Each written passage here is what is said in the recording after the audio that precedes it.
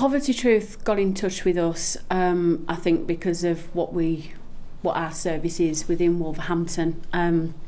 We work with homeless clients, socially excluded clients, helping them either off the street, out of unsuitable accommodation, into more suitable accommodation long term with support. Originally I was contacted by Wolverhampton Poverty Truth looking at the cooperative model, so that any users or any people that are housed operate in a cooperative manner. We then realised that there was a need for more single people and longer term accommodation. Of course, we normally house families.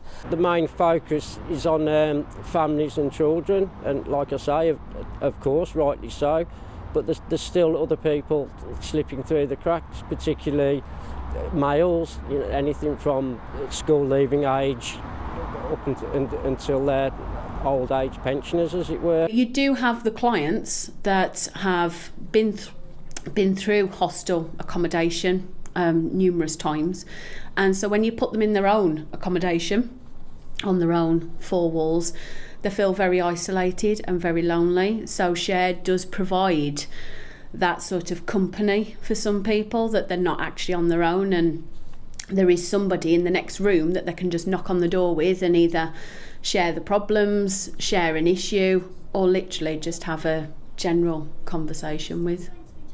More shared accommodation is extremely beneficial, and obviously getting people into more long-term accommodation rather than temporary.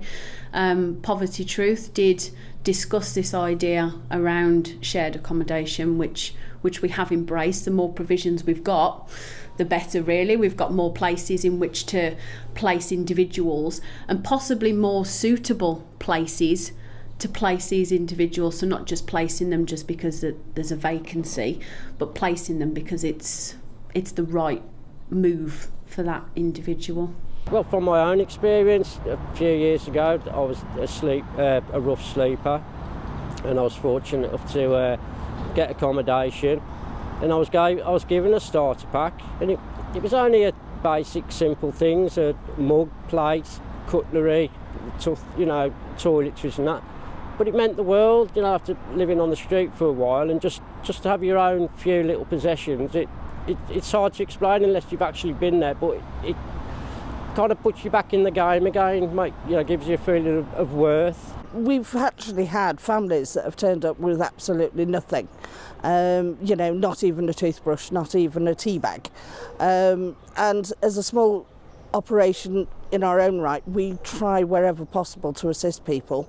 If we know other tenants are getting rid of things, be it towels, bits of furniture, we sort of say, we know exactly where those can go. And it just helps create a bit more feeling of community, and it's part and parcel of what the cooperative do. I mean, they're not big items that, you probably could get each starter pack for a few pounds, but to that individual person, it means the world.